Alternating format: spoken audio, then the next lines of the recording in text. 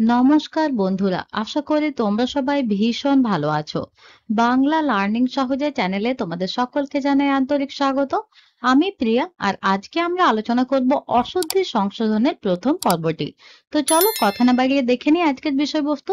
আজকের আমাদের মূল আলোচ্য বিষয় হলো অশুদ্ধি সংশোধন। এই ঠিক নিচেই দেখো লেখা রয়েছে, বর্ণ বা বর্ণ সমষ্টি দ্বারা তৈরি হয় শব্দ।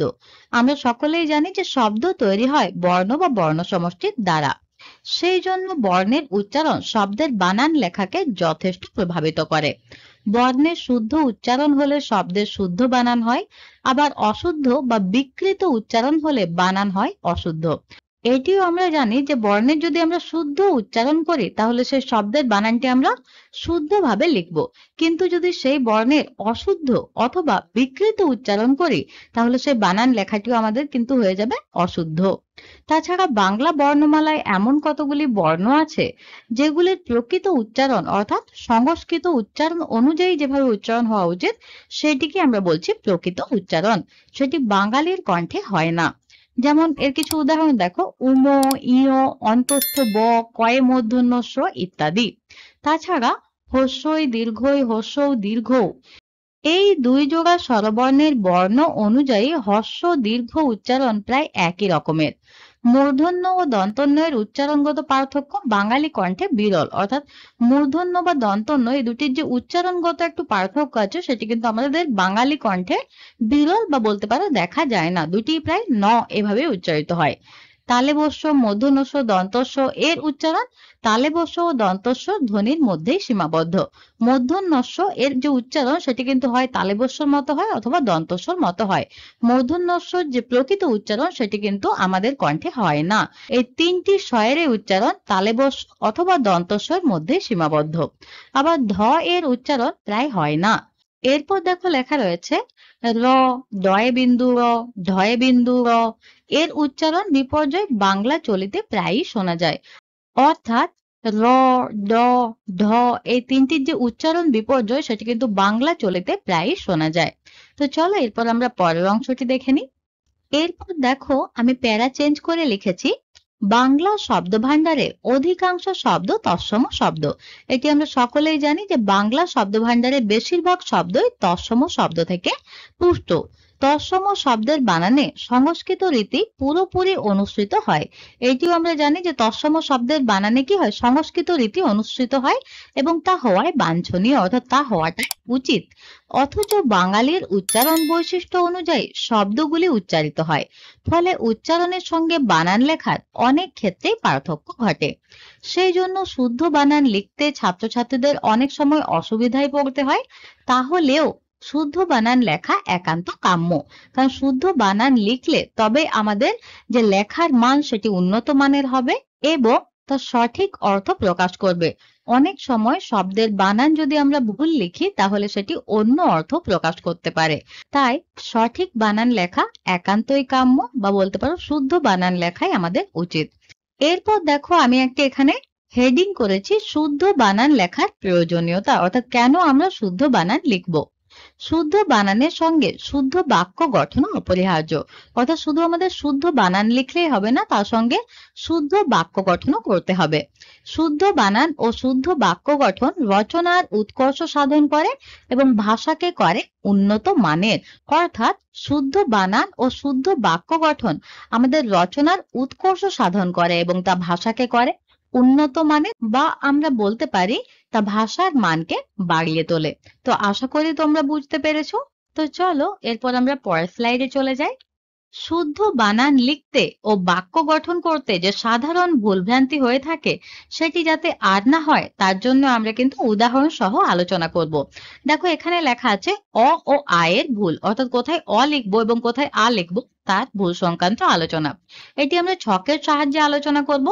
বাঁ দিকে থাকবে অশুদ্ধ বানান এবং ডান দিকে থাকবে শুদ্ধ বানান। এখানে দেখো ১ নম্বরে রয়েছে অজগর বানান। এখানে দেখো অজাগর, এটি কিন্তু অশুদ্ধ, অ বর্গীয় জ আকার গ র অশুদ্ধ বানান। এর শুদ্ধ বানান হলো অজগর, অ বর্গীয় জ গ র অজগর, এটি সঠিক বানান। ঠিক একইভাবে লক্ষ্য করো তোমরা ২ নম্বরে রয়েছে আমাবস্যা, এটি কিন্তু অশুদ্ধ, আ ময়াকার ব দন্তস্বই জফলা আকার, এটি অশুদ্ধ বানান। এর শুদ্ধ বানান হলো অমাবস্যা, অ ময়াকার ব দন্তস্বই জফলা আকার। 3 নম্বরে রয়েছে সমাধান, এটি কিন্তু অশুদ্ধ।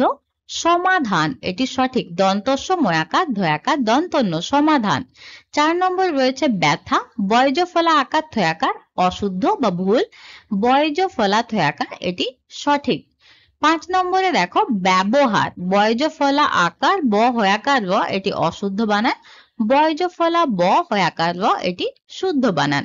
ঠিক একইভাবে দেখো পাশের ছকটি, এখানে রয়েছে বাঁ দিকে অশুদ্ধ এবং এর ডান দিকে রয়েছে শুদ্ধ বানান। 6 নম্বরে এখানে লিখেছি ব্যঞ্জন, বয়ে জফলা আকার ইয়ই বর্গীয় দন্তন্য, এটি কিন্তু অশুদ্ধ বানান। এর সঠিক বানান হলো বয়ে জফলা ইয়ই বর্গীয় দন্তন্য। 7 নম্বরে রয়েছে ব্যগ্র, বয়ে জফলা আকার গয়ে রফলা, এটি অশুদ্ধ। বয়ে জফলা গয়ে রফলা, এটি কিন্তু শুদ্ধ বানান ব্যগ্র। এরপর চলে এসো 8 নম্বরে, এখানে রয়েছে ব্যবসায়ী, বয়জ ফলাকার ব দন্তস্ব আকার অন্তস্থ অয়ে দীর্ঘী, এটি কিন্তু অশুদ্ধ বানান। বয়জ ফলা ব দন্তস্ব আকার অন্তস্থ অয়ে দীর্ঘী, এটি শুদ্ধ বানান। 9 নম্বরে রয়েছে ব্যতীত, বয়জ ফলাকার তয়ে দীর্ঘী তো, এটি অশুদ্ধ বানান। বয়ে জফলা তয়ে দীর্ঘী তো, এটি শুদ্ধ বানান। এখানে দেখো আকার দেওয়া বানানগুলি কিন্তু অশুদ্ধ, ঠিক আছে, শুধুমাত্র জফলা দেওয়া বানানগুলো শুদ্ধ হচ্ছে, এটি তোমরা ভালোভাবে মাথায় রাখো। 10 নম্বরে রয়েছে ব্যস্ততা, বয়ে জফলা আকার দন্তস্ব তয়ে তয়াকার, ব্যস্ততা এটিও কিন্তু অশুদ্ধ বানান। এর সঠিক বানান হলো বয়ে জফলা দন্তস্ব তয়ে তয়াকার, এটি শুদ্ধ বানান। তো চলো এরপর আমরা পরের স্লাইডে চলে যাই বাকি বানানগুলো দেখে নিতে। এখানেও দেখো আগের মতোই ছক বানানো আছে, বাঁ দিকে রয়েছে অশুদ্ধ এবং ডান দিকে রয়েছে শুদ্ধ। এর 11 নম্বরে দেখো বেসন, বয়ে জফলা আকার দন্তস্ব দন্তন্য বেসন, এই বানানটি ভুল। বেসন এর সঠিক বানান হবে বয়ে জফলা দন্তস্ব দন্তন্য, এই বানানটি সঠিক। এরপর চলে এসো 12 নম্বরে, এখানে রয়েছে অনাধিক, অ দন্তন্য আকার ধয় রস্যি ক, এটি কিন্তু ভুল। এর সঠিক বানান হবে অনধিক, অ দন্তন্য ধয় রস্যি ক, অনধিক, এটি সঠিক বানান। 13 নম্বরে দেখো রয়েছে আদ্যাক্ষর, আ দয়জ ফলা আকার কয় মূর্ধন্য ষ র, আদ্যাক্ষর, এটি ভুল বানান। এর সঠিক বানান হবে আদ্যক্ষর, আ দয়জ ফলা কয় মূর্ধন্য ষ র, আদ্যক্ষর, এটি সঠিক। এরপর দেখে নাও 14 নম্বরে রয়েছে অধ্যাবসায়, অ ধৈর্য ফলা আকার ব দন্তস্ব আকার অন্তস্থ অ, অধ্যাবসায়, এটি ভুল। এর সঠিক বানান হবে অধ্যবসায়, অ ধৈর্য ফলা ব দন্তস্ব আকার অন্তস্থ অ, অধ্যবসায়, এটি সঠিক বানান। তো আশা করি তোমরা আজকের আলোচনার সমস্তটি বুঝতে পেরেছো। আজকে কেবলমাত্র আমরা অ এবং আয়ের যে ভুল ভ্রান্তি সেটি আলোচনা করলাম। এর পরের পর্বে একে একে সবগুলি আসবে, হ্রস্বই দীর্ঘ হ্রস্বই দীর্ঘ, এভাবে প্রত্যেকটি আমরা আলোচনা করব। আজ এ পর্যন্তই থাক, এগুলি তোমরা প্র্যাকটিস করো কয়েকবার বাড়িতে, তাহলেই তোমাদের বানান লিখতে আর অসুবিধা হবে না। তো আজ এখানেই ক্লাসটি শেষ করছি। এ বিষয়ে তোমাদের যদি কোনো প্রশ্ন থাকে তো অবশ্যই তোমরা কমেন্ট বক্সে এসে কমেন্ট করো, যার উত্তর তোমরা খুব তাড়াতাড়ি পেয়ে যাবে। তো দেখা করছি পরের ভিডিওতে অন্য কোনো বিষয়ের আলোচনা নিয়ে। ততক্ষণ পর্যন্ত ভালো থেকো, সুস্থ থেকো, নিজের এবং পরিবারের সকলের খেয়াল রেখো। টাটা।